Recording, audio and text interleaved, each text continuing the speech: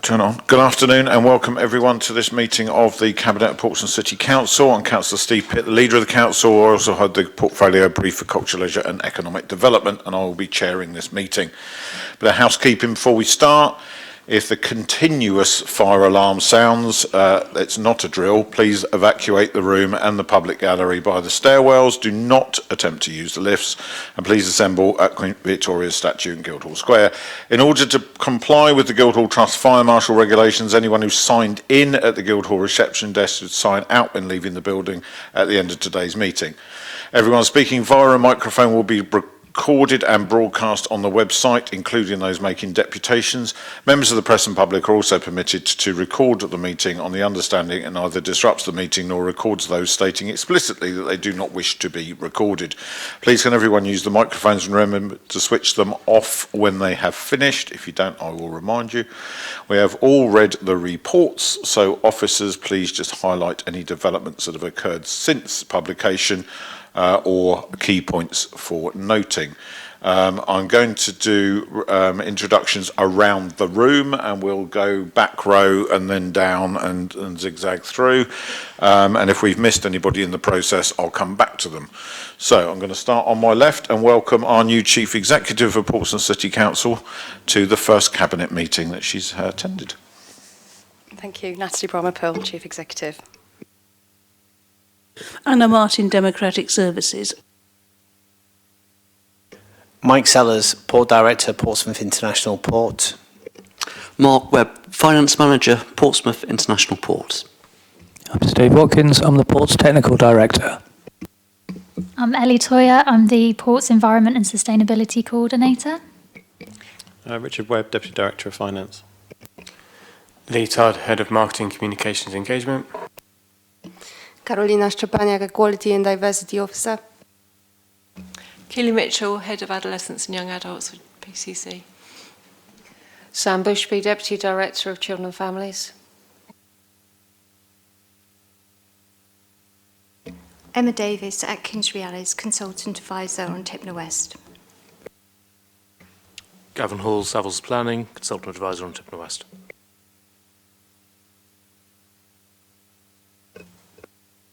Tom Southall, Assistant Director for Regeneration.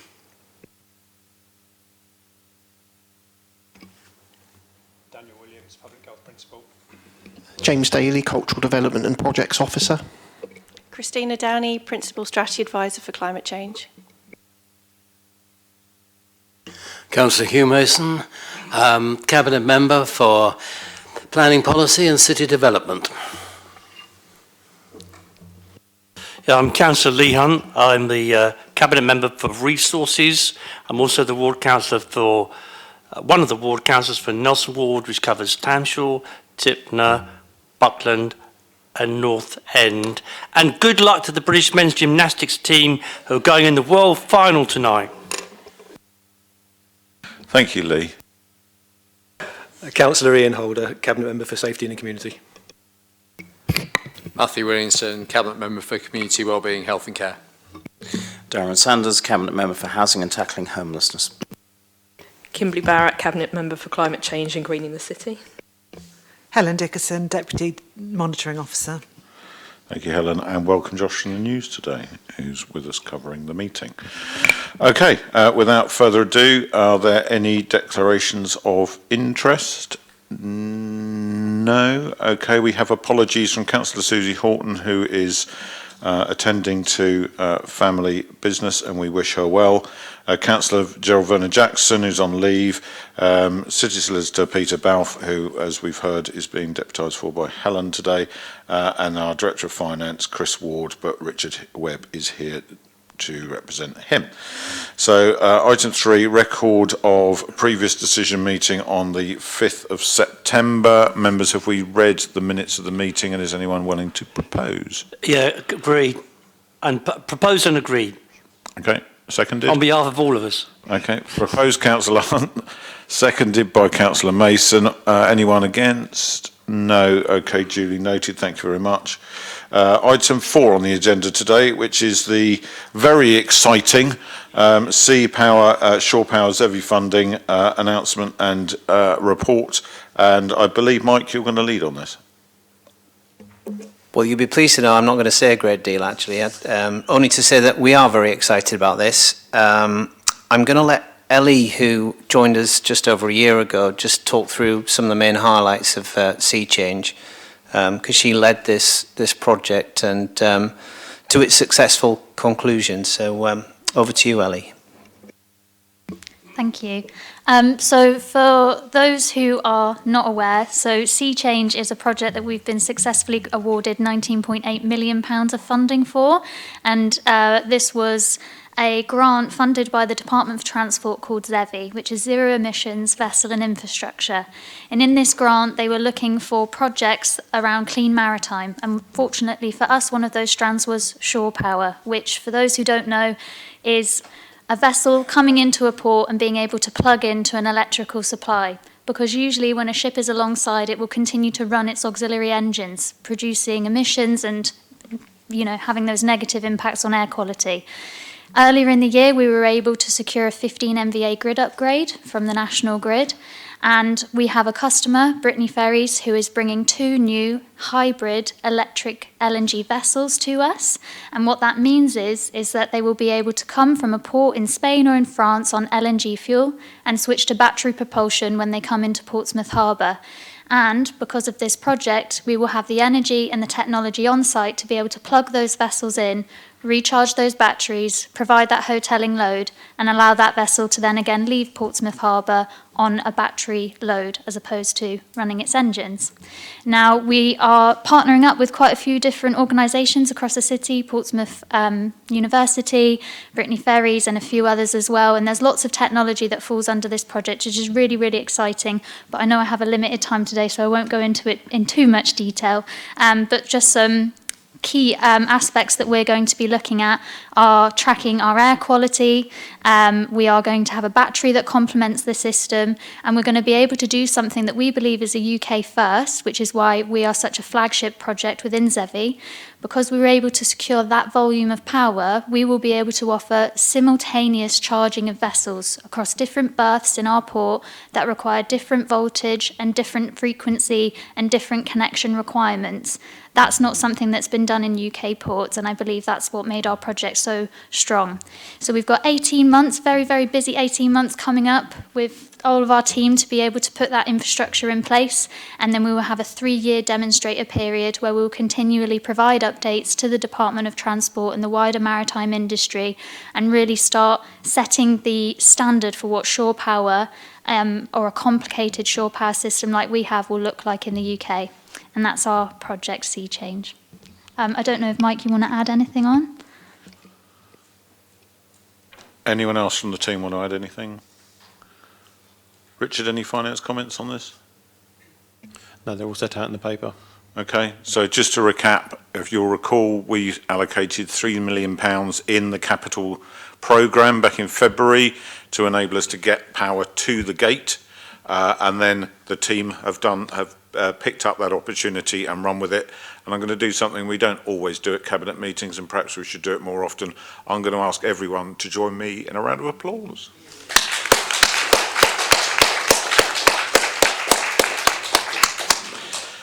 As you've heard, it's groundbreaking and it's incredibly exciting. So a massive opportunity for the port, and Ellie and everyone that's been part of that, congratulations. Members' comments, please. Councillor Hunt. Yeah, indeed. So, I can't be more thrilled. I mean, not only did we only put this, it's so fast. It's happened so quickly. And everybody says local government, you drag your feet. But when you've got a port team like this that gets on and does stuff and delivers, together with what Kimberly's been doing around solar power, which we're going to see extended further into the north of the city, I don't want to say it's remarkable, but for this council, it's normal.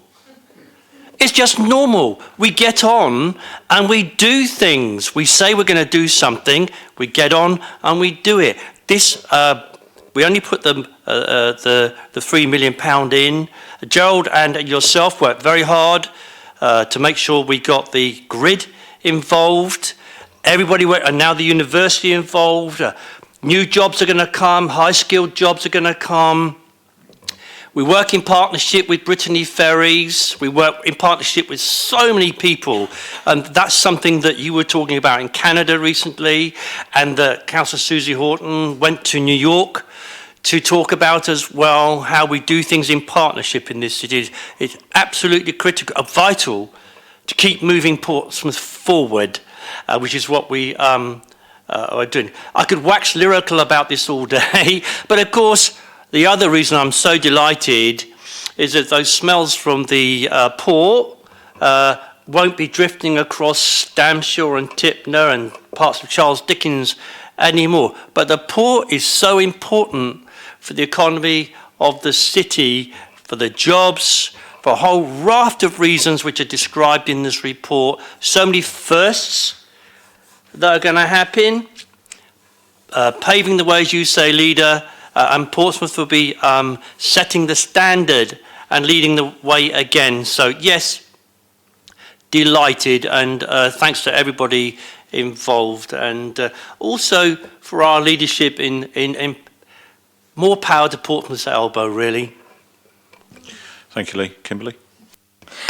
Yeah, especially as an administration, we love having first, especially UK first. So well done to the port. It's what we have coming forward it's really exciting. And as Lee has mentioned, the fact that we get to work in partnership with a number of, a large-scale employer that is in the city as well, and be able to move forwards. Obviously, we're aiming to be, the greenest port in the country. And I do think people forget that we are a council. The port is owned by the council, so it's our responsibility to be moving forward with these measures to try and make sure that we do as much as possible with our residents, the economy, tourism as well. And that ticks all three boxes, as well as, jobs as well. So huge thanks to the port, huge congratulations. Congratulations to Ellie as well, because I know she's done all this and got married in the meantime as well. So sorry for embarrassing you with that, but all of you have done such significant work on this, and it's a really large-scale, exciting project going forward. So I hope you're really proud of yourselves. I hope you're giving yourselves a big pat on the back. And unfortunately, you don't have time to rest here. You just got to plough on with it. But like everyone else has said here, we're really proud of the port and all the work you're all doing. And it's just really exciting. So thank you. Thank you very much, Kimberly. Anyone else? Councillor Mason, please. What I think is really impressive about this is that it goes so far beyond what has been accepted as the technologies up to now.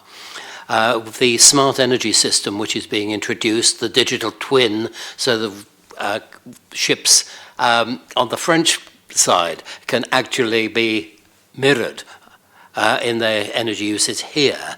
These things are novel, they're groundbreaking, but I think we have to be very pleased with our port that it has not just done what other ports could do, but it has gone further and been very innovative. Thank you, Hugh. Anyone else? No? Okay. Just worth noting that this is just one of the developments going on at the port. I was up there fairly recently with Councillor Barrett and Councillor Vernon Jackson when the new solar canopies were officially launched. And a plug for anyone watching, it's Port Open Day on Saturday. A fabulous event that was launched last year and being repeated this year. So it's from 10 in the morning. Go up and take part. Mike, did you want to comment? Yep, no, it's a good plug. It's free to anybody that wants to go along. 1,400 registered so far, so should be a really good day. And the weather's going to be nice as well. And are people going to get a bit of a peek around your new cruise terminal? Yes. It will be through the new terminal and then out onto the quay. There'll be boat tours. There'll also be lots of equipment there for everybody to try. And ice creams and face painting for the children. And what's the important environmental feature of your new cruise terminal, Michael? Which one do you want? There's a number. There's the living walls. Then please do trot them all out because the news are in the room. There's the living walls. There's the seawater harvesting for heating, cooling the building. We've got wind captures, air captures that help regulate the temperature. And solar panels and battery storage, so it's a carbon neutral terminal. Thank you. We didn't rehearse that, but it was definitely worth doing. It is great to be able to actually celebrate something, and a huge chunk of that money that was available in that fund has come into Portsmouth. It's well over half, isn't it?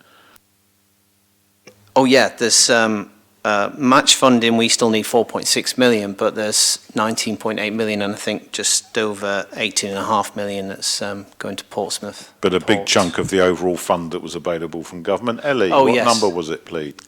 So it was 80 million from government, and there's two 19+ million pound projects, us and one other. Yeah, so really significant part of that money has come into Portsmouth.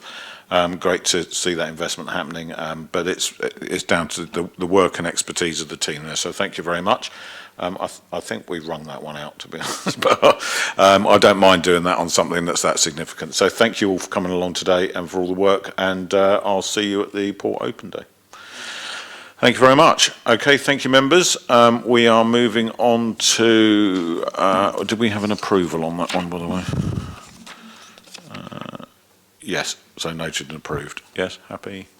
Okay. Moving on to item 5, something else that we've been doing a huge amount of work on, which has environmental credentials. That's the greening strategy and delivery plan, and we've got Dan and Felicity with us, who's presenting. Dan, over to you. Thank you, Leader. This is to introduce the revised Portsmouth Greening Strategy and Delivery Plan, which serves to inform and set the Green and Healthy City Work Programme in future. Following advice from legal, we'd like to make it clear that this is not a statutory planning document, rather it's our declaration of strategic intent for the greening agenda. Okay, Dan, just before you go any further, my omission, I'm going to ask Anna to read out the deputation that we've had in from Trish Bell from the volunteer tree wardens, just to inform the discussion. Dear Cabinet members, as the Tree Warden Coordinator, I'm writing to the Cabinet today to respectfully request if the Tree Wardens could please be included in the Delivery Plan section of Appendix 1 in the Portsmouth Greening Strategy for the revision of the Portsmouth Tree Charter. The Tree Wardens have for many years been included in consultations regarding trees and their removal. I believe we have helped inform tree policy. I wouldn't want the Tree Wardens to lose this opportunity in a revision of such an important document. The Tree Wardens are already signed up to the National Tree Charter and the Conservation Trust volunteers. I enclose a snip of the relevant part. Air quality trees, public and private realm tree planting to reduce pollution and improve character and sense of place. Assess current progress against GI Strategy 2020 forward planning for trees planted. Update tree charter and work towards tree cities of the world. Ensure assessment of planned planting sites to ensure that trees will not trap pollution in street canyons. It says it involves public health, air quality leads, transport planners, planning, forestry agency, environment agency and tree experts. Please may I request that we have a continuing presence at the decision-making table and the ability to contribute towards the greening development within the city. The tree wardens were included in the virtual greening team. However, new greening development team seems to have evolved and we are not currently included. We would like to see something in the delivery plan that shows the city is protecting our valuable trees, urban hedgerows and green assets, including the priority habitats that surround them. For example, the community orchards we have already in place, to show who will be responsible and how this will be done. I thank you for taking the trouble to read this and acknowledge our requests. Kind regards, Trish Bell. Okay, so thank you very much to Trish for sending in that deputation. I'll ask Councillor Barrett to address that when she makes comments. Back to you, Dan. Thank you, Leader. The delivery plan arising out of the strategy is one that we plan to work on collaboratively, initially with internal stakeholders identified by the plan and subsequently with external partners too, and so should be seen as a work in progress subject to change. Recognising that many parts of the organisation are working on or contributing to the greening agenda, Felicity, our new Green and Healthy City Coordinator, has scheduled a workshop on October the 17th for internal stakeholders with the aim of fostering that shared understanding and aligning both our direction of travel and workflow processes. Recommendations-wise, Councillor Barrett approved the strategy and delivery plan and gave us the green light to present it here. Again, with very much in mind that significant activities are being undertaken across the council and by partner organisations in the city, and that these activities contribute to our broader environmental aims. To this end, we're asking the Cabinet as a whole to endorse the greening strategy and delivery plan and the direction of travel it sets out. Just a bit of background on the previous strategy. This is a complete revision, the new one, of a greening Portsmouth strategy, which was originally considered and adopted by Cabinet in March 2020. And again, it supports a range of other programmes of work in the city, listed in the paper at 3.1 and at 3.15, which we've revised following Councillor Winnington's comments at pre-agenda to more fully bring out the link to the revised health and wellbeing strategy, with nature-based solutions contributing to its vision of a happy and healthy city where residents' physical and mental health is prioritised. The revised strategy is based on a comprehensive evidence and policy review undertaken by Public Health, focusing on urban greening against the backdrop of the climate crisis to better understand the best planting strategy for the city in terms of biodiversity, climate mitigation, flood mitigation, air pollution mitigation, and other benefits of greening to physical and mental health. The strategy suggests a focus on outcomes rather than activity, which up until now, I think it would be fair to say, has been piecemeal. It recognises the need for us to be strategic, both in space and time. In terms of place, the strategy includes mapping, which allows us to prioritise strategic nature-based solutions according to need, in terms of existing green space against a range of different factors. And in terms of time, because of the impacts of climate change, the evidence indicates that we should take a long-term approach in the form of a planned and managed green infrastructure programme, leading to the creation of a resilient green environment, which accords with the imagined Portsmouth 2040 vision. New, inclusive and equitable green space should be provided, such as is envisaged in the development of City Centre North, while existing green space should be protected, improved and maintained. And if greening is going to achieve maximum impact in Portsmouth, we'll need to deploy a mix of approaches, so not just tree planting, but other form of green infrastructure as well, as we've been hearing about at the port, biodiversity and initiatives, rewilding, depaving, and so on. The mapping and assessments of current green infrastructure, which were undertaken in the evidence review to gain a better understanding of the quantity, quality, character, and distribution of green space, including gaps in access across the city, have identified the following as our key localities to focus on: Charles Dickens, Nelson, Cosham, Central Southsea, Fratton and South West Copner. It's important to say that this doesn't preclude green infrastructure projects elsewhere in the city. It's simply that these are the places where we'll get the best outcomes from limited resources. Consultation-wise, the revised strategy and delivery plan has been circulated to and discussed by members of a new greening development group, constituted as a subgroup of the Climate Programme Board from reps across the council to help guide the greening agenda. We've had an incorporated feedback from other directorates and are making sure that our document aligns with the Green City chapter of the draft local plan. And we remain open to any further feedback on the document, including from Trish. In conclusion, the revised greening strategy provides evidence for updating policy around greening the city, while the delivery plan indicates best practice for green infrastructure initiatives. There are many types of different nature-based solutions with different primary aims, but the majority of these have multiple benefits in ways that other interventions do not.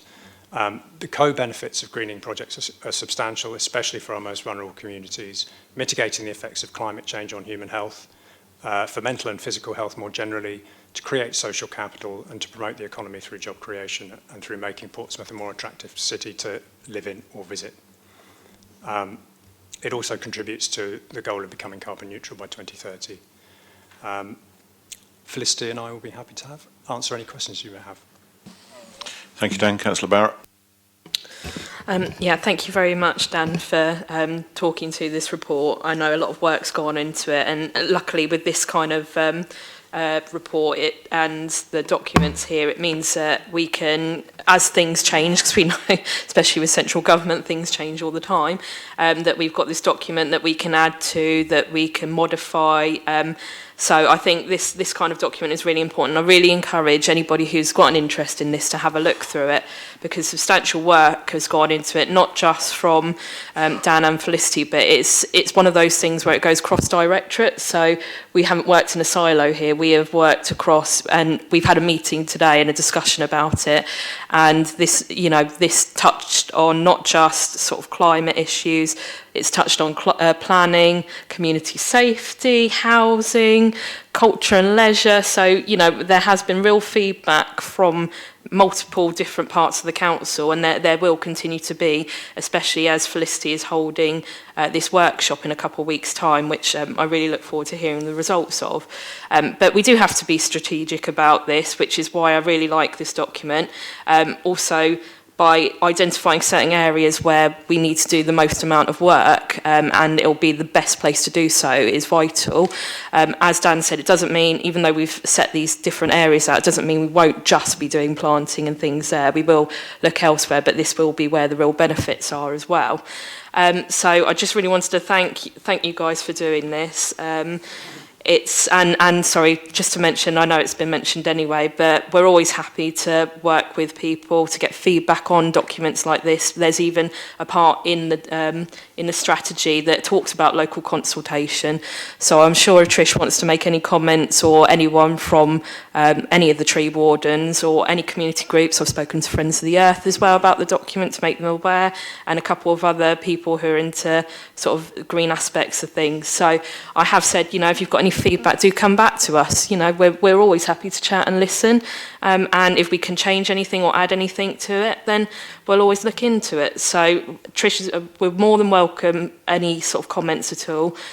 So yeah, but thank you very much for it, and I think it's a real good way to lay out where we need to go. And also, I love visuals, so thank you for putting the maps in. I do like the heat map where you can see where things are, and also the tree canopy cover. It shows where we need to be working and where we can do things. But thank you very much to you both, and especially Felicity as well. I always like to big up people, and she's not been here for a long time, but she's making a real big impact at the council, and we've got some real brilliant and good work going forward, which I'm really looking forward to do. So, and this is just the very beginning, so thank you.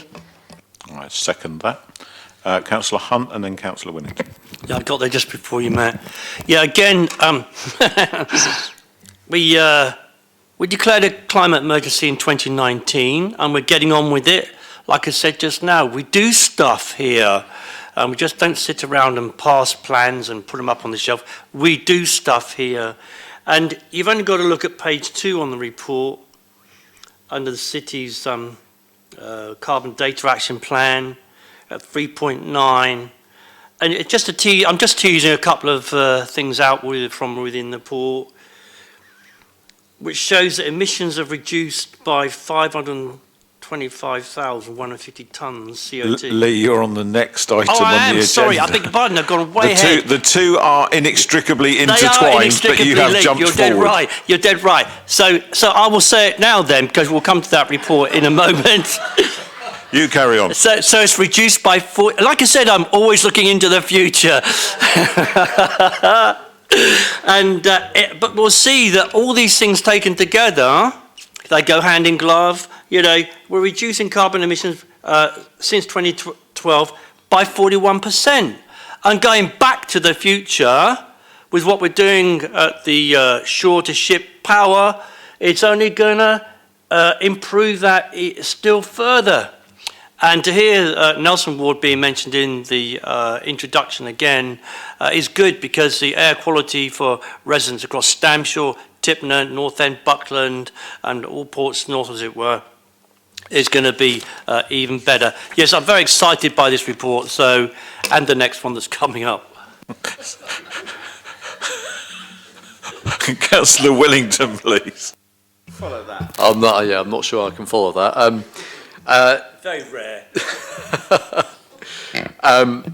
So I think one of the key things to draw out is has been mentioned in the report, and Dan in particular mentioned that I said at our pre-briefing for this meeting was about the way that we link together health in the city, health and well-being in the city with our green strategy. it's not a particular criticism, but it's an observation that a lot of other cities, when they come up with their greening strategies, they talk about it in the abstract. They put it over there and it's all lovely and nice and they do lots of nice bits and pieces, but how does it actually relate to the people of the city? And I think one of the very key things that we can point out about the different way that we approach this is the fact that we have a green and healthy city coordinator, not a green city coordinator, not a healthy city coordinator. We have a green and healthy city coordinator, which means that everything we do is centred on the person and indeed about how people interact with their environments in the city. And it also works in, as Dan has mentioned, with our health and wellbeing strategy, which again is very different from many other health and wellbeing strategies because it's about the causes of the causes. The causes for why we have issues in the city, but not just looking at a superficial level, but actually at the things that are much deeper. If we look at the report, the actual strategy and delivery plan itself, and we look at in the area where we talk about health, wellbeing and benefits of green infrastructure, and also the social prescribing side of that. That's key to the way that we look at things in the city and when we're looking at how to do that. As Kimberly said, the maps are very interesting when we talk about things like tree cover, etc. One of the issues we have with our tree cover in this city is that often the places that are the most deprived in the city are the places with the worst tree cover. It's often the way. In my own ward, the most economically disadvantaged part of the ward has the least tree cover of anywhere. And that's often goes back to designs that were done 40, 50, 60 years ago in the city, and then we're trying to pick that up and actually recognise the issues that we've got there. So that's just a small example of changing environments and improving environments does make a much better issue, much better outcomes with people's health and well-being. So I think it's just important to point out that this is a strategy which isn't just about green, it's about green and a healthy city. And it all fits in with what we're doing in terms of public health and well-being and things like social care and in that much wider community as well. So this is a really important report. I'd like to thank everyone involved in it, and I know how much work has gone into it, and it will give us so much to work on into the future as well. Okay, happy to endorse the comments there made by colleagues. Thank you very much, and we really look forward to seeing this now move forwards so that we can deliver things in a strategic and organised way. Much appreciated. So thank you very much for being here. I always say this at these meetings, but I'm going to repeat it just in case anyone's forgotten. If having presented officers you wish to leave to carry on with your work, you are very welcome to do so. We do not expect you to stay for the whole meeting. Okay, so the recommendation on that one is that we are recognising that the greening agenda is broad with significant activities being undertaken across council directorates and in collaboration with partner organisations. Cabinet is asked to approve the greening strategy and delivery plan. Members, is it so approved? It is. Thank you very much indeed.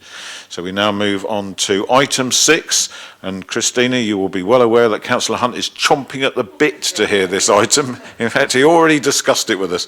So it's the Council's Carbon Action Plan, and Christina Downey to present, please. Thank you, Lena, and thank you, Councillor Hunt. I'm sure you're very excited now. So nothing much has changed, so I can keep this just a brief update, as I'm sure you all read it and detailed with it.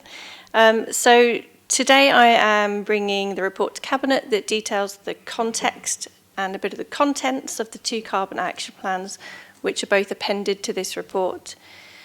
So the report and the appendices detail the current and historical carbon emissions of both Portsmouth City Council as an organisation and also Portsmouth City as a whole, and the reasons to which we are publicising this information as well. There's a bit of precedence there dating back from our 2019 climate change declaration. So the carbon action plans, the appendices, they also detail the actions that we are taking as a council and have undertaken or are committed to being undertaken from the year the data set is being shown there and up to the targets of 2030.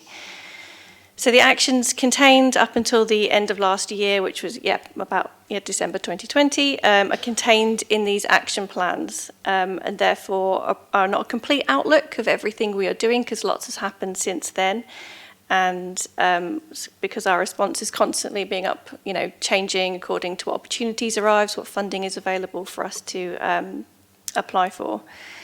So today, I am making the recommendation that we begin publishing our carbon action plans, and we start with these data sets and then continue to add to them as we work through new years of data and add to our new actions as we go on.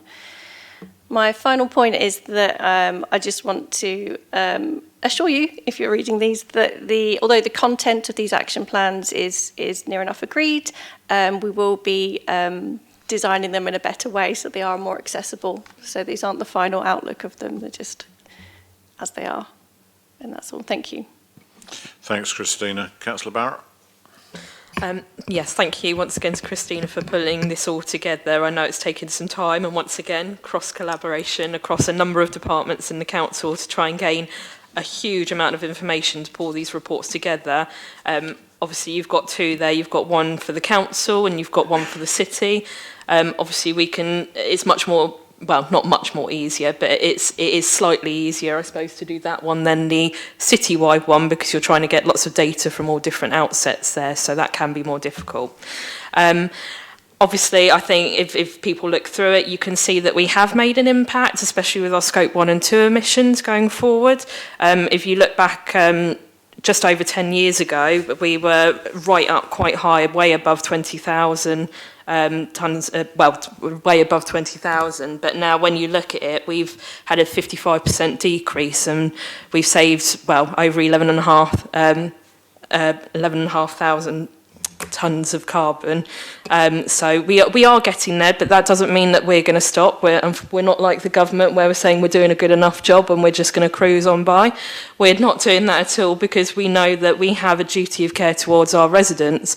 So that is why we are pushing forward. Obviously, it's multiple things we're doing. It's the greening strategy we've just talked about, where we're talking about planting of trees, vegetation, biodiversity, pushing forward with that. Obviously, everything that the port's doing, we're looking at air quality there. And then also you can see in the report as well that we've now got the offset as well, where we've been doing these things. So we have had that, and you can see that in the year of 2020 and 2021. And now this has been done, I believe we'll be able to get these reports out a lot quicker as well going forward. It would be remiss of me as well to say that obviously we have got a climate emergency in the city by 2030 to be net zero, and we are doing what we can, and we will always do what we can and push forward where we can. But it would be remiss not to mention that the U-turn on the government net zero policies as well. It's a really hard target it's going to be to hit net zero by 2030 for any council or any organisation. But now with these U-turns, it's going to make things so much more difficult financially, and for officers as well going forward, and for councils and organisations. It goes hand in hand with the cost of living as well, and it shouldn't be played off against each other. We know, take for example, and perhaps Councillor Sanders may want to say something, but with the EPCs as well, there was 2028, there was a target that rental properties had to have a EPC of C or above, and we know a lot of people in rental properties are low income as well, and that's been pushed back. And then the gas boilers, that's been pushed back as well. This is all things, all these initiatives that have been pushed back or watered down or U-turned on. It means that it's going to put residents who are in a really difficult situation with rising fuel bills as well. It's going to put them in a really difficult situation. And as a council, we've been really successful as well in regards to our Switched On Portsmouth team, our energy team, where they've got millions of pounds of funding to be able to do these initiatives across the city, putting in renewable energy to lower fuel bills for our residents and reduce carbon. And now we've found out that the LAD funding that has enabled that, which has enabled us to do all these measures for over 2,000 properties across the city to lower those fuel bills and the carbon, they're now not going to fund that. how's that going to help our net zero target going forward? So I know I've had a couple of emails. I sent an email out citywide to say I'm angry. So yes, I am angry. It's true, because these U-turns will not help councils, they will not help residents, and they will not help businesses. So I seriously hope that there is another U-turn, because net zero priorities are a real big issue. And going forward, like I said, it goes hand in hand with the cost of living. I hope they do a U-turn. And I have to thank Christina, because she's had to listen to some of my rants recently about it. But regardless of that, we as a council, as Lee has said, we will go forward with this. We won't just stop and sit still. We will push forward with everything we can, and we will continue to put our residents at the forefront of everything we do. And we will try and make sure that we do what we can. But people have to realise, with U-turns like this, our net zero target is going to be made even more difficult to reach. We will do what we can, but I hope that the government realise they're putting not just our council, but every council who have called a climate emergency across this country. They've put us in a really, really difficult decision, and to be honest, shame on them for doing that. Thank you, Councillor Barrett. I think it's safe to say that government policy has been to put councils in as difficult a position as possible on just about every subject going, not least this one. Sadly, none of it ever comes as a surprise anymore. It's just, oh no, not another one. Councillor Hunt? Yeah, I just want to ditto what I said before, so it applies, obviously. But something else I wanted to tease out on page 3 of the report, at the top of the page, that gross emissions were displaced by approximately 2,753 tonnes by adding more vegetation to the city. But because of the policies and the plans and the forward planning that we do, that's only going to continue, thanks to the very good officers behind us. That's going to just go on into the future. With the ship-to-shore power, which I touched on earlier on, I have every sympathy what you say about national government, both of you. But I don't doubt for one moment that there is going to be a change of government. How far it goes, none of us know. But we just have to hope that some incoming government, of whatever flavour it might be, will have some common sense around it and not go off on these radical ideologies and hatred for people who worry about climate change and try to label people as eco-warriors. We're all eco-warriors, and Portsmouth, as we know, is on the front line with sea levels rising. So we are doing everything possible, everything we can, and tomorrow we'll hear more about the sea defences in the planning committee. So it's all joined up, and that I think is one of our successes here, the partnership working, the joining up across services, and the partnership with all these other, with industry, with voluntary groups, and with volunteer groups, and with the university is a tremendous effort, and we know it's all for a real reason. The enemy we used to fight perhaps was wars, and nowadays we're fighting a war against the sea that used to protect us. It's very strange times. Thank you. Councillor Sanders, please. Thank you, Steve. I wasn't going to speak on this, but that old chestnut. Thank you. I needed my £10. The reason, I mean, these are all plans, these are all strategies, but the reason we're doing this is to make sure this city is as livable for our children and our grandchildren as it is possible to do. And that requires some, as the Prime Minister might say, tough answers, long-term strategic thinking. And luckily, they're all in this report, unlike what we've had from the government in the last week. Our biggest problem in housing, in this private housing in the city, is that there's no energy efficiency because they were built long before greenery was thought was a good thing. So what does the government do? It scraps the Energy Efficiency Task Force. We know that greener homes cut bills. So what do? They stop the funding that makes sure that we can deliver cheaper bills and greener homes. We know that our city can be a bit congested from time to time. There may be a few cars on the road. So what does the government do? It says, yes, Blanket 20-mile-an-hour zones like the ones we have in Portsmouth are really bad. Low traffic neighbourhoods like some of the things that we've been looking at in Portsmouth are really bad. So the idea is to get more cars on the road. Now, I walk down Baffins Road in my ward at 4 o'clock in the afternoon, and frankly, I get from one end of the road to the other quicker than the cars do. And the idea that if you focus on motorists in a city like Portsmouth, you're going to get more cars, more pollution. That means more children are going to die, I'm sorry. More children are going to die.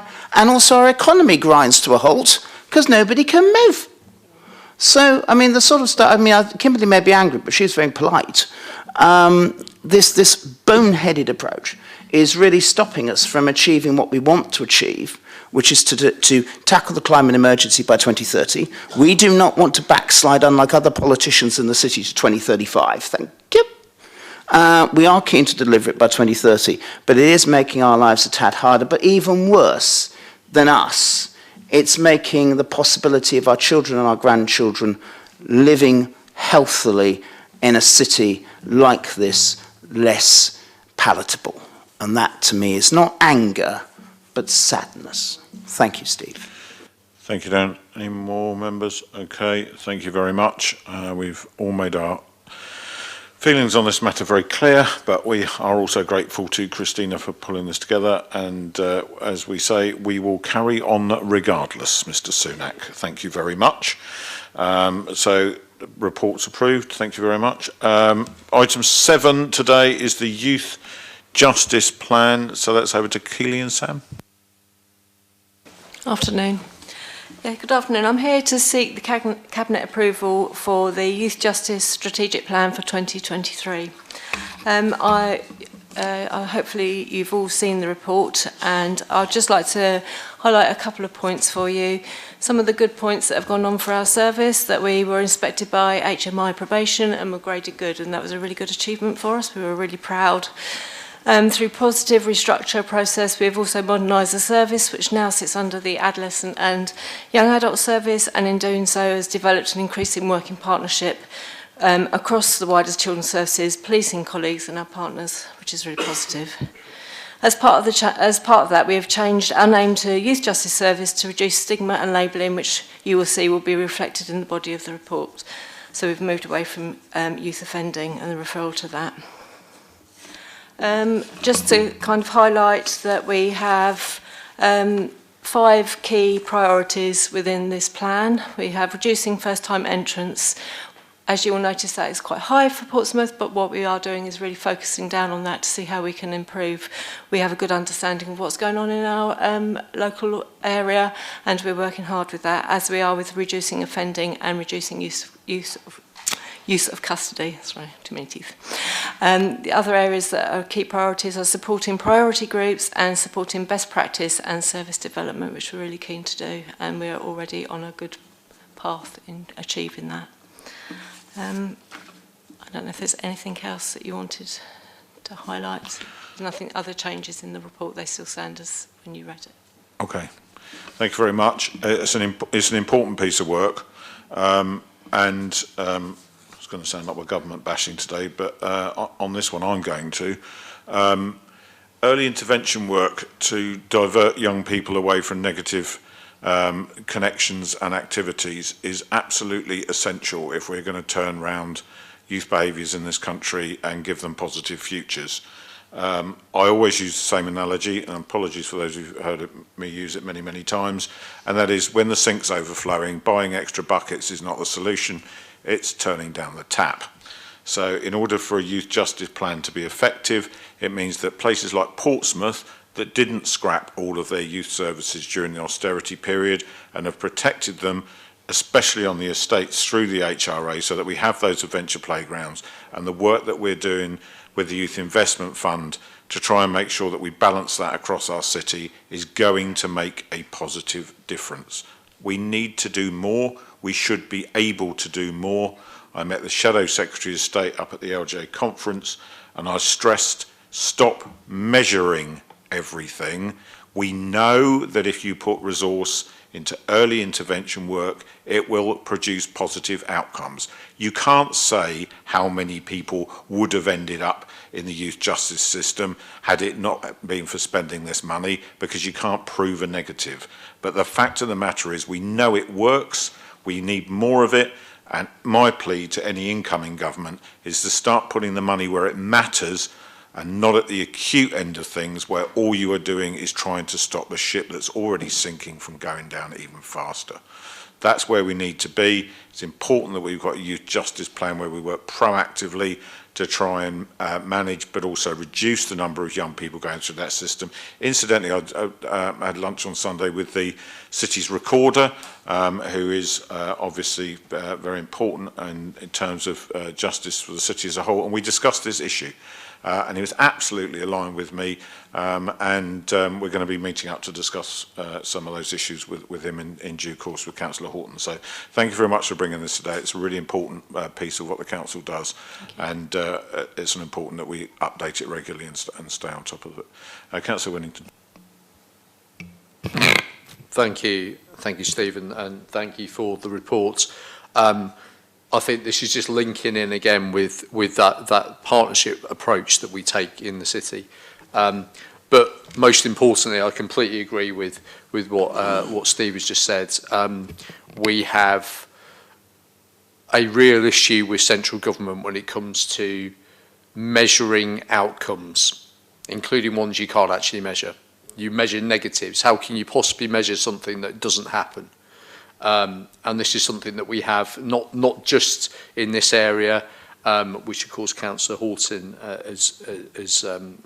it comes under her purview and the team and also parts of it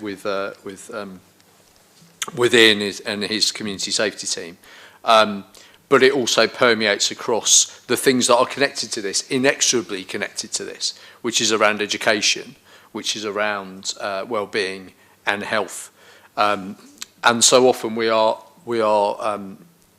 asked to have outcomes that are negatives, where things don't happen, but you cannot do that. What you do is you invest. We know, everyone knows, if you invest in something as a preventative measure, you're going to get better outcomes. If you speak to the people who are involved in these things, in these interventions, in these proactive interventions, in engaging with young people before they get embroiled in the youth justice system or at their very start of it, you're going to get really positive feedback from them, because a lot of the time they're going to be happy not to have been down the line that many of their friends and sometimes relatives have gone down.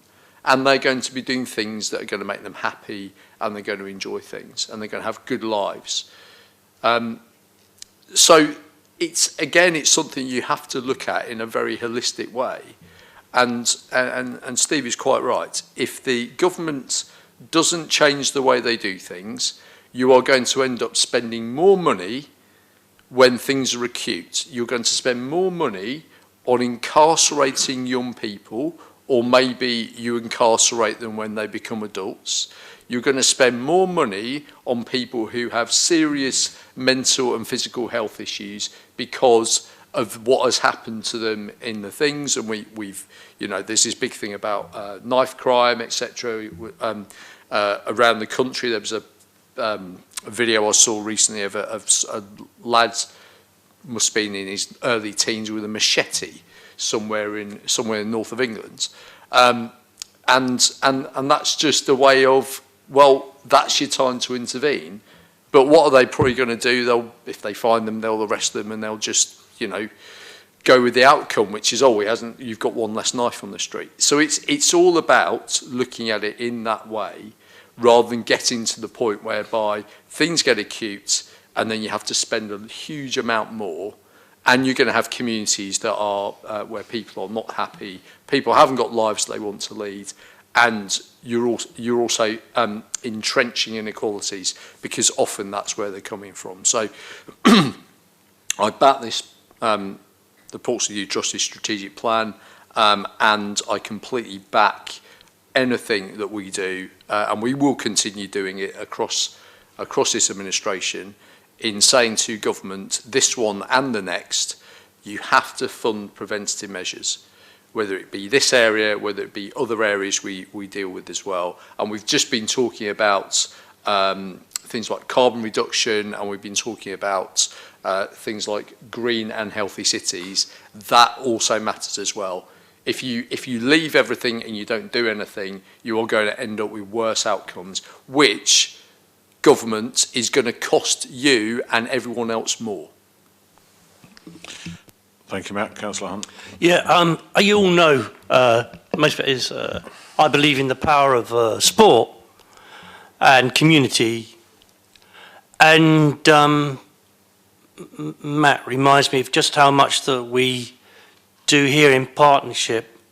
And I just wanted to reiterate again how, for example, the government tells us antisocial behaviour is declining, but when we do our own Portsmouth crime survey, we know it's actually going up.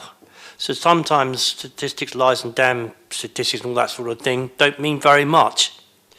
What we do know here is that we deliver things for young people to do, whether that be the new swimming pool and sports facilities and leisure and community centre, which we are going to deliver in Baffins, over in Baffins there at Bransbury Park. Sorry, Milton, Baffins, Milton. It's a football club I'm thinking about. And that takes me straight to Baffins, Milton, and the enormous success of league football in Portsmouth, with so many youngsters, boys and girls, and men and women involved in football teams. So we're working in partnership with Pompey in the community, and also around the grassroots tennis centres we have. I mean, how many cities of our size can boast, I think it's 3 or 4 or half a dozen major tennis centres, from Priory School up to what we've done at Hillsea, down to Southsea's tennis courts along the seafront, and then up there towards the university. And the university's just created a brand new sports complex, and all those sciences that go around sports. And these are creating jobs for young people to go into. So I'm going off the point, but the point is, it's all conjoined. Everything matters, from climate action to youth justice to fairness to greening. It's all important for a healthy city, and I'm proud of what we do here, but we do have to try and do more for young people, and we actually do it in this city.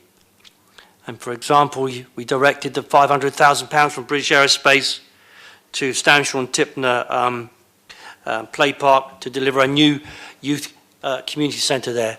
So we actually put our money where our mouths are. So I'm very appreciative of all the work we do around youth justice and intervention. So I'm very happy to support the report. And we just have to keep on at this. Thank you very much, Councillor Hunt. Members, are we happy to approve this and pass it through to full council? Thank you very much. Thank you to Keely and Sam for coming today. Takes us to item 8 on the agenda, which is HM Queen Elizabeth Memorial Statue update, and that's from James Daly.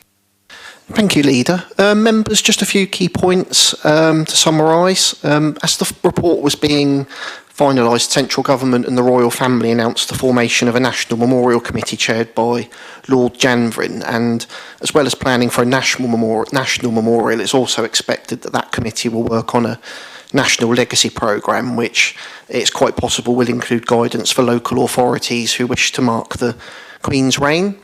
Memorials, and particularly statues, do take time to do well. There are a number of reasons for this, including fundraising, the creative process, the relevant consents that would be required, and manufacturing and installation. They're all things that do take time. The report also emphasises the high quality of statues that we already have in the city. We've got some notable sculptures work in our public realm, and since the report was written, we've also seen the unveiling of the statue of Jimmy Dickinson at Fratton Park by Douglas Jennings. So obviously anything that we do to mark the Queen's life and reign has to be of a very high standard. There are clearly some key steps that we'll need to consider in time, including things like location and the form that a statue might take. For example, do we look at some of the Queen's memorable visits to Portsmouth and consider if we might wish to mark any of those in particular? But those are details for further down the the line.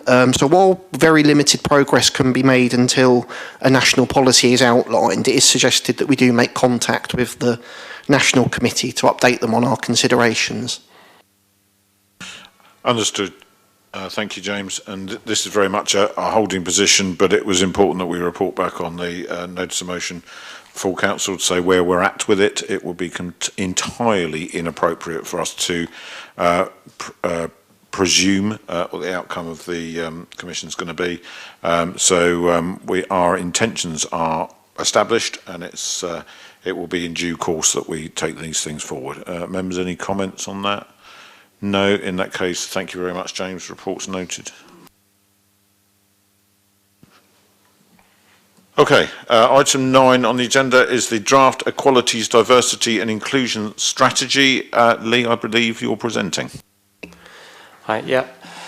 So basically we brought an update to you earlier in the year on this work and were asked to bring a paper back at this stage.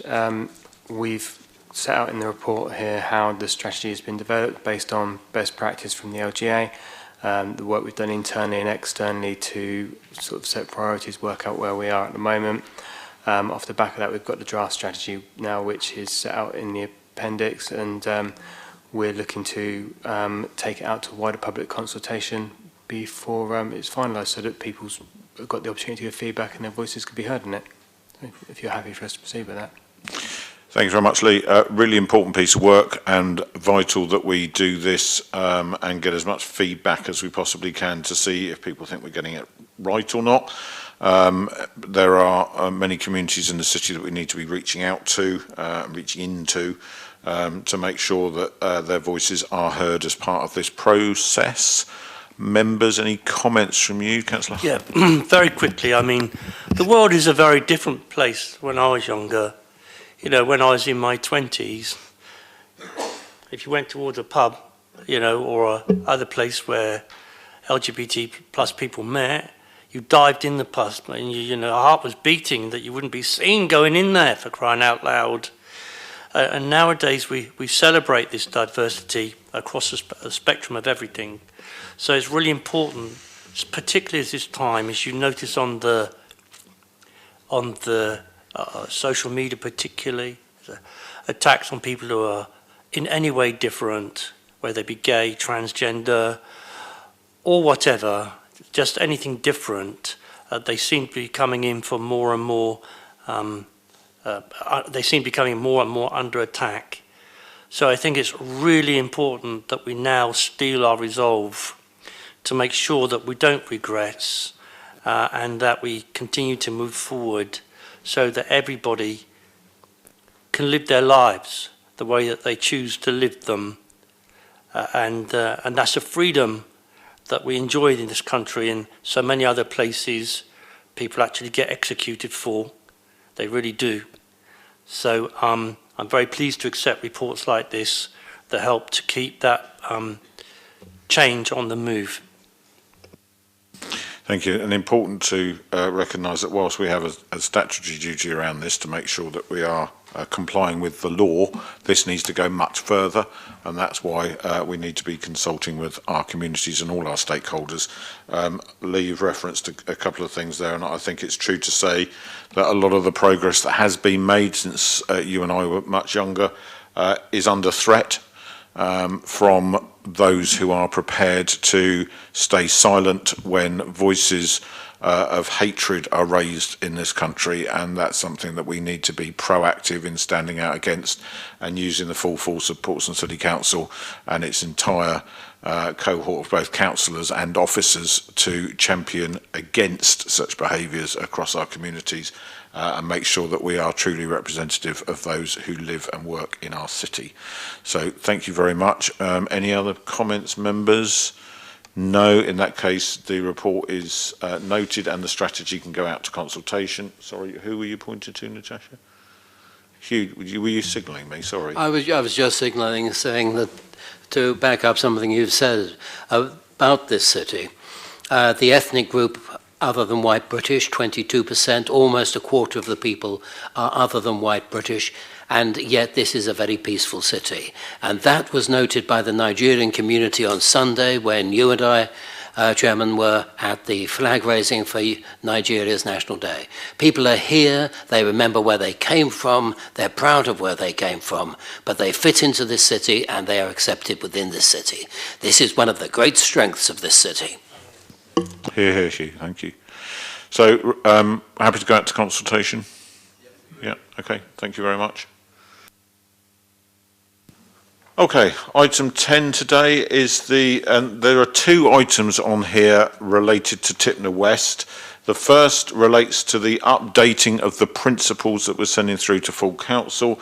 The second relates particularly to the piece of work around the transport works order that needs to happen and is a more technical aspect of it. But I'm going to hand over to Tom, who will talk across both items, I guess. Thank you, Tom. Thank you, Leader. Yeah, I'll do my best to combine both in a quick introduction. So I think the first paper, obviously about the principles, really the report sets out probably the broad work that's been undertaken by the Tipner Regeneration Project team since the last paper to Council back in October of last year. As you've noted, the report is written in a way that can be passed through to the full Council meeting on the 17th. I think of specific importance, and to be honest, probably the main focus of the report is the endorsement of the revised principles. Now, you will recall that the meeting of October 22 considered the principles and approved 9 of them. Now, work has been ongoing since then with officers, with the consultancy team, and with the cross-party steering group to eradicate some anomalies within those principles and come forward with a revised set that really hopefully seek to clarify and strengthen the position that was put forward by members in that meeting. Section 5 of the report sets out that process in some detail. Now, we all know the project is moving at a great pace, and I think it's important to say that in preparation for the council meeting on the 17th, officers are arranging to provide a presentation to all political groups to ensure that all parties have the latest information. Now, with the permission of council, that presentation, which will be made by officers and the consultancy team, should also be able to be made at the meeting of full council. So that's the principles report. If we look at the second report, really, this is a highly technical report, and to be fair, the creation of the recommendations is really prescribed by the necessary legislation and the approval process that's needed by the council. Essentially, this report sets out the preparatory steps that are needed in order for us to make applications for orders under the Transport and Works Act, relevant marine licences, and applications under the Town and Country Planning Act. It is highly technical, and there is a small team here to answer questions. I will not be answering questions on that second paper, and I will defer definitely to our consultants. Thank you. Thanks, Tom. Before I go to members, Gavin, Emma, is there anything on the Transport Works Act order that you would want to add in as comments? No, nothing from me, thank you. Nothing from me either, thank you. Okay, thank you very much. Members' questions? Councillor Mason. It's actually a comment. This is a very good report. Thank you very much, Tom. What it does highlight is areas where there has been dissension amongst members of the council and with the public as a large. But the one thing which is very important here, which we mustn't overlook, is that this is dealing with people's lives and their employment. 58,000 square metres, or 265,000 square feet, for those of you who like it in old measurements, of industrial space, marine industrial space. We are about the only place in the UK that can provide this, and provide this with the backup of a full city. And this is very important, and whatever else we do, I think it is important that we emphasise that. Members, anyone else? Councillor Hunt. Yeah, obviously, it's not gone as fast as I would like, but it's a massive project, isn't it? And I think that's really important for me as a ward member is, and I will put the plug in here, that we need to make sure that we build the sea defences in order to protect the houses across Tipner and North Stamshire and even into Hillsey a little bit. So the sooner that we can get on with and get the council to, at long last, agree a way forward, and hopefully we can put behind us the political shenanigans that have been going on, and get principles through and then start to progress, the better. And I just very much hope that the political groups who we've been working with now for 18 months or so, yeah, thereabouts, that they will come to understand this. It's important, as Hugh says, to get on to unlock the land for these maritime and marine jobs to help keep Portsmouth moving forward, ever moving forward. But I, of course, also want to see the sea defences going in there, because that's going to be the missing link in the sea defences sooner or later. Thank you, Lee. Some questions for clarification from me. In terms of the engagement that we've had, Tom, I'm right in saying, aren't I, that at the cross-party working group meeting, we had no dissent from anyone, and that meeting was minuted, so no dissent from anyone about the proposed amendments to the principles? That's absolutely correct, Leader. We've been through those principles and there are no dissenting comments. Thank you. And they were subsequently circulated to all 42 members of Portsmouth City Council, that includes me, and you had only 2 comments in support and none against. That is absolutely correct. Okay, thank you. And that the reason we're passing this through to full council is because the resolution that was made at full council last year in October set those principles, and therefore it is deemed appropriate that in order to amend and update those principles, that it should be full council that makes that decision. Again, that is correct, and there is commentary in the legal section 9.1 specifically about passing through to full council. Thank you very much. I'm going to ask Gavin a question now.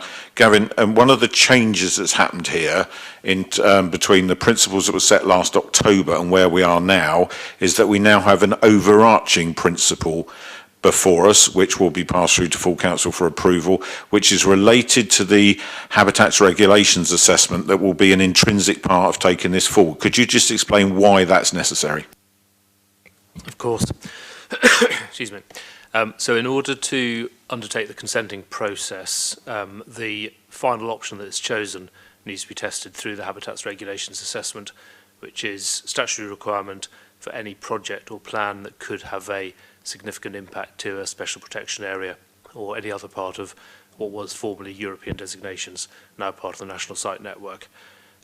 As part of that process, you have to test any alternative solutions to the proposal.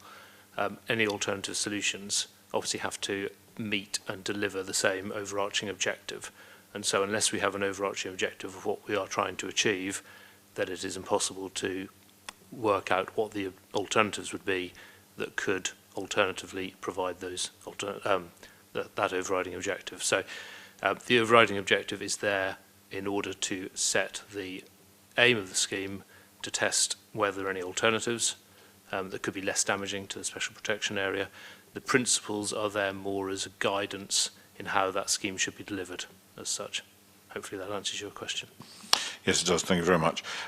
Next question from me. In terms of what we'll be presenting to full council, previously we've looked at estimated financial cost to the council for doing that. We're not going to be able to do that with every one of these options this time, and that's because we're still going through a sifting process. So, Emma, I just wondered if you might tease out a little bit more about what that sifting process means and why we, at this stage, won't be bringing certainty around costing out different options that may or may not end up being taken forward.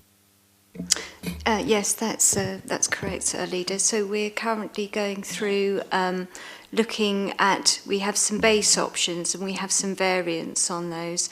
And the variants that we're working up basically look to improve, if you like, some of the areas where that we know some of the options aren't actually sort of faring very well. So, you know, for example, you know, can we lessen the impact on the interterrestrial area by stepping back and by lessening the amount of homes, or can we increase the density so that we're sort of in compliance with the local plan policy or the direction of the new local plan policy, to make sure that we're providing an adequate open space in accordance with the emerging local plan, parking on site, etc. So we've got options and we've got elements, and I suspect that the sort of chosen way forward, we probably won't be exactly one of the options that we have on the table at the moment.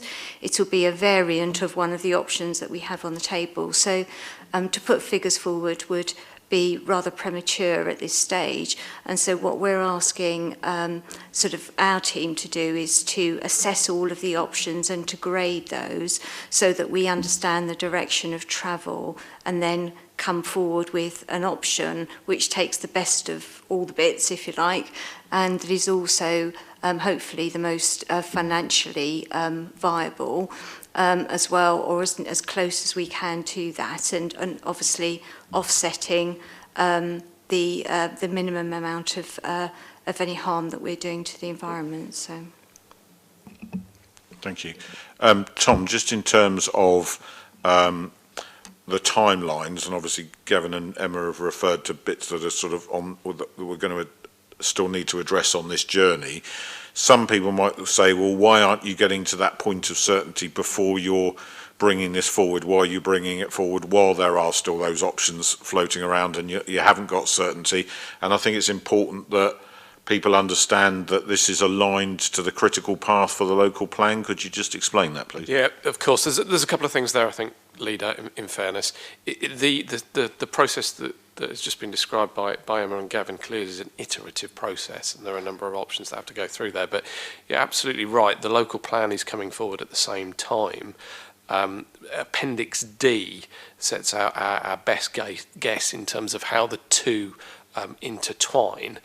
It's very important that both are aligned on the same journey, given the work that we are doing will be informing the policy position within the local plan, and obviously the two need to speak synchronistically there.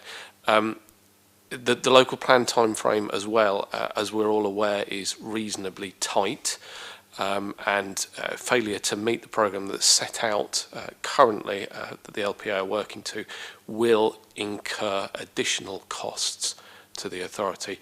Likewise, there is a point in relation to the project team itself and the work that's been undertaken. Some of that was drawn out in the previous report in October, but we are working against deadlines to ensure that surveys that we've undertaken, that the work we've done is used in a meaningful way within the time limits that it's relevant. So, yeah, the detail is there in Appendix D. Okay, thank you very much. The final thing from me is around some of the issues that we're dealing with around this process are intrinsically linked to local plan. Some of them are also very closely linked to and actually required by the city deal. So it's important that we sort of tease out this pathway as accurately as we can, given that we've got loads of moving parts around it.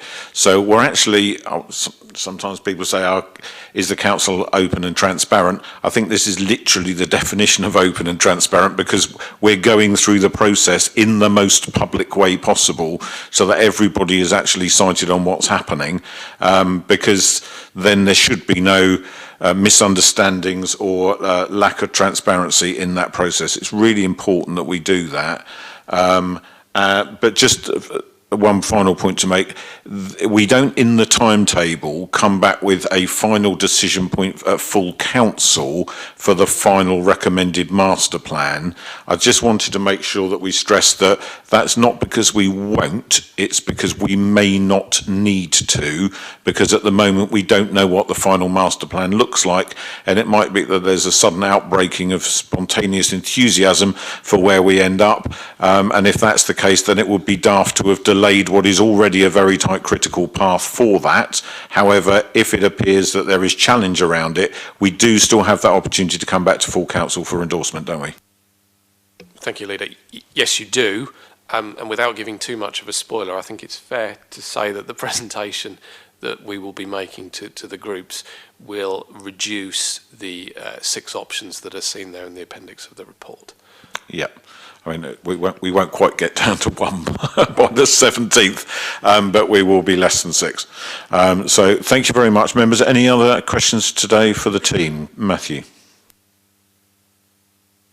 Not a question, just a comment. I think, and it's just obviously for anyone watching who haven't seen the report, there's a couple of the 6 options that have been, that it says, based on current feedback from members of the cross-party steering group, we do not believe that options 6 and 13 will be supported by members, which I think is, and I don't think I'm giving anything away. Well, if you look at the papers, they are the ones with the most land reclamation on there. So I think, but on the other options and all the other options that are on there, and as we said, whether it's actually one of the options or whether it's an amalgam of one or two of them, of more than one of them, that we actually end up at. I think the key thing about this is that the maritime employment space, we have a part of this regeneration is on Horsey Island. And though it's though they're linked, so at the moment they're not linked, and there is a long-standing, which has been since before I was a councillor. I know Councillor Hugh Mason and Councillor Lee Hunt were on the council when this did first come up about a bridge, which is a long-term something that the council wants to do and is actually part of our active travel and the bus rapid transit plan. And I think the point about where we are with these options and the principle that we have here about opening up that employment space, that actually gives us real opportunities in the future if we're going along this line to actually put the bids into the Department for Transport for the bridge, which will then open up not just that employment space and access from the south, but also will really fit in with that long-term aspiration we have about opening up that access route to buses and active travel, which, as I say, has been on the cards for, well, being a councillor for. I first became a councillor over 11 years ago and has been around since before then. So we're talking a good sort of decade and a half now. And I think that's one of the if we get these as principles through, which, as we say, on the cross-party steering group has been broadly backed, and there's been no one coming back saying they disagree with these principles from any of the 42 councillors, then I think that really opens up possibilities for us to put in something really significant and substantial, which can really open up some of our things that are going to improve active travel and improve our bus links, especially going out to the west to Paulsgrove, Porchester and Fareham. Thank you, Councillor Winnington. It's important for the record that I stress that there are a number of opportunities for Horsey that we don't prejudge. One of them is employment land. One of them could be a replacement SPA, as has been discussed. One of them could be to keep the land vacant for future employment use. These are all the options that are out there. It's important to note that, as you've drawn attention to, there are 2 options that the cross-party member working group gave very clear steer that they did not feel they would be able to support. They are very specifically still in these papers at the moment, because whilst that might be the view of the members of the cross-party working group, and it may even be the view of the project team or not, it needs to be the view of everyone involved in the process, not least the local planning authority and the regulatory committee that they consult with. So that is the key bit of the process. We can give an indicative view, but we can't predetermine the outcome of those discussions. Is that fair, Gavin? Yes, that's absolutely fair. Okay. Right. In that case, if there's no further comments, we are approving these to be sent through to full council. We are, okay. And in the Transport Works Act order process as well, which is the second item, we are, okay. Duly noted. Thank you very much, members. That takes us to item 12, which my predecessor as leader of the council would have made some disparaging comments around the fact that we were going to be discussing a finance report, always his favourite topic. But I'm not like that, Richard. I'm fascinated. Talk to us. Thank you, Chair. So the purpose of this report is to update members on the current revenue budget position of the council as at the end of the first quarter. Section 4 of the report provides detail on the forecast outturn, and as at the end of the first quarter, the council is forecast to be underspent by around £917,000. This forecast is after releases from contingency and transfers to from reserves, as shown at the table at paragraph 4.2. Greater commentary on the individual portfolio variances is provided at section 5, but I don't intend to take you through that detail. Section 6 of the report provides a breakdown of the portfolio reserve balances, and as you can see from the table at 6.2, 1.1 million of the portfolio reserve balances have been used to mitigate some of the portfolio overspending, and the reserves are forecast to be now largely depleted in that area. In conclusion, however, the council is forecast to remain within its minimum level of general balances for 23-24, and whilst the forecast outturn for quarter one is an underspend, there are some significant overspending areas highlighted, particularly at paragraph 7.4, which are of concern and will need to be addressed as highlighted in the recommendations. But happy to take any questions. Thank you. Councillor Hunt. Yes, so it's not a question at all. I just want to mention the resources portfolio. I just want to inform the Cabinet and other people present that there are 3 reviews ongoing at the moment in HR, in legal and in IT to bring down the overspend. I don't anticipate yet, at least, that will eliminate the overspend, but what the work, because we're too far into the year already, financial year already, but I do believe that in due course it will be beneficial to the overall budget of the City Council. Thank you. Members, any other comments? Matthew? Thank you, and thank you, Richard, for presenting this. I think this is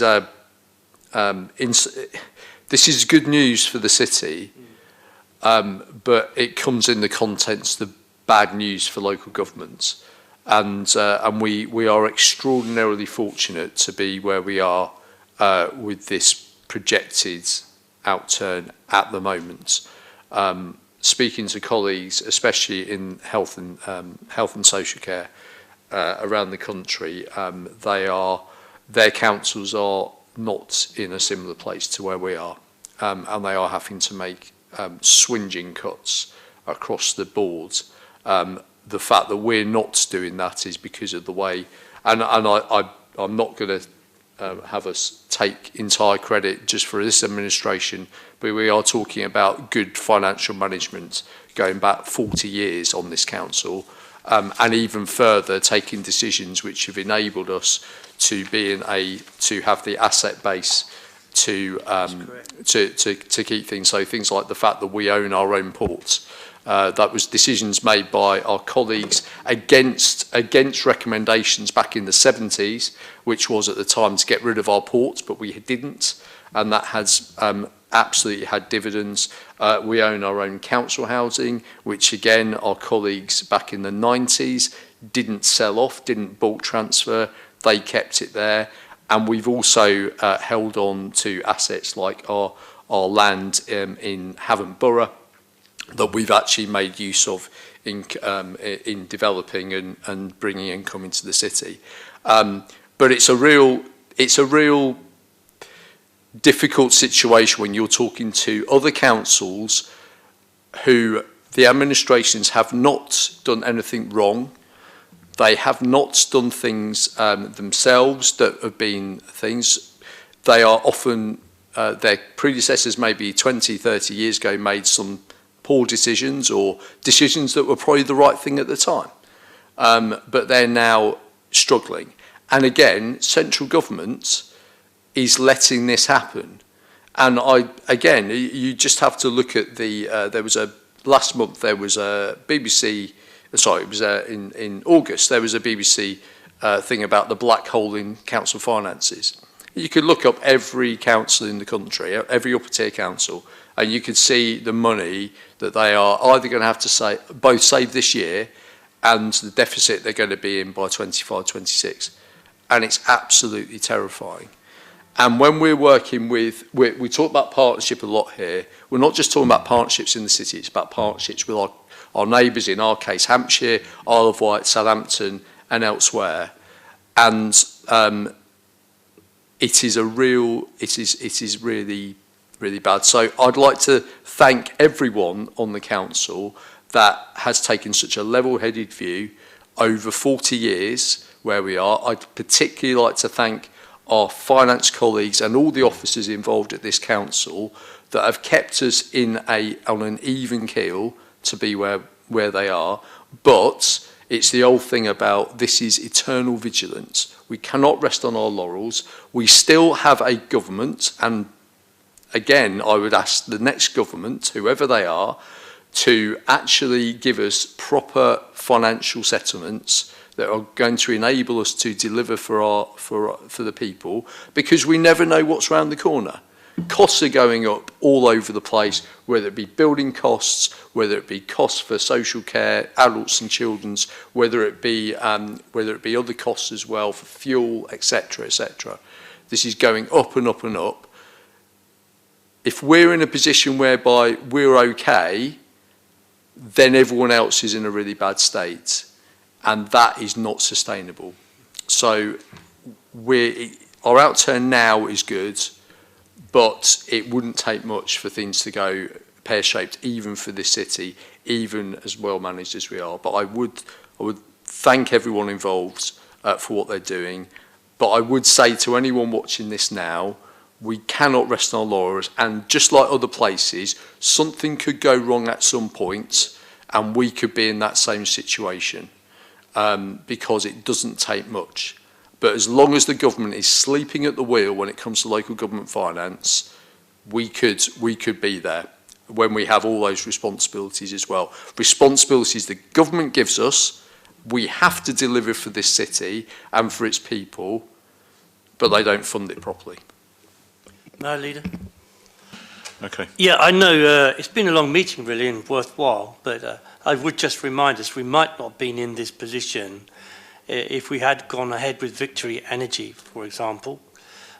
We might well have been in the same position as Bristol or was Nottingham with owing 40 or 32 million pounds worth of debt as a result of going into one of these really poorly thought through ventures. So fortunately we got back into power and stopped our Conservative colleagues, and together with Labour, who were ploughing ahead on this. So the taxpayer of Portsmouth is safeguarded from that. So, as Matt says, you can make one bad decision, as Brighton did around their tower, and they're paying the price over there now.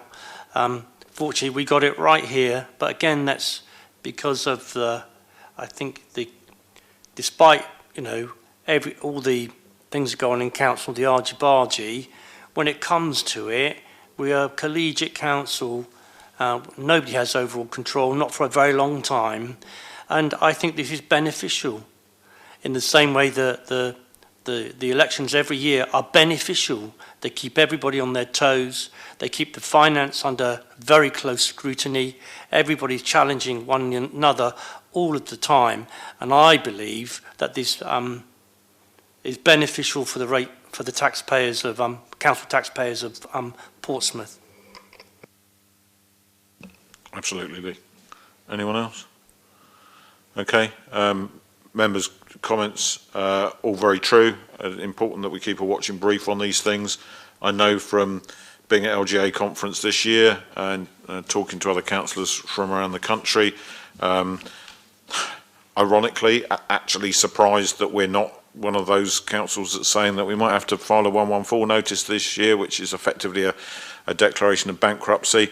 And lots of them asking me why. And interesting when you listen to the stories that this council, under different colours over the years, has made some really difficult decisions. And sometimes has taken an inordinate amount of flack for that during the budget process. But it has taken those decisions and it's implemented those decisions. And we had one recently where we saw that money that had been allocated through underspends in the Better Care Fund had gone to the Stroke Recovery Service, and that money had disappeared. It wasn't there anymore. We didn't cut it. It wasn't a reversal or anything like that. The money just simply wasn't there because the amount available in that fund is not going up and the demands on it are increasing. We could have just gone out there and made some crass statement about, oh, we're going to fund it ongoing for 5 years, as one of our groups of colleagues actually asked us to do, without any certainty that we would be able to do so, and against the council's processes, giving potential false promises to others. But actually, we were sensible. We said that we would use the money that was there towards it to fund it through to the end of the year, so there was no immediate threat to closure. And then we went and worked through a process, lobbying the ICB appropriately to try and get them to step up, which we're continuing to do, and those conversations are ongoing, because we believe the Stroke Recovery Service should be commissioned by the ICB to deliver that stroke pathway. And if we want it then to do some of the enhanced work that it was doing locally in Portsmouth, then the bit of money that's left there to fund that could possibly do so, and that's something we'll continue to work through. But we didn't rush out and make pronouncements about finding money we didn't have from down the back of the sofa. What we did was waited till we had certainty that we could make a promise and keep it. And we will continue to have certainty around promises, and we will keep them. And sometimes they'll be difficult decisions that we have to make because the costs of things have gone up. Sometimes we might be sweeping up the mess that others have created, and we need to be dealing with that. But we will always tackle those issues properly.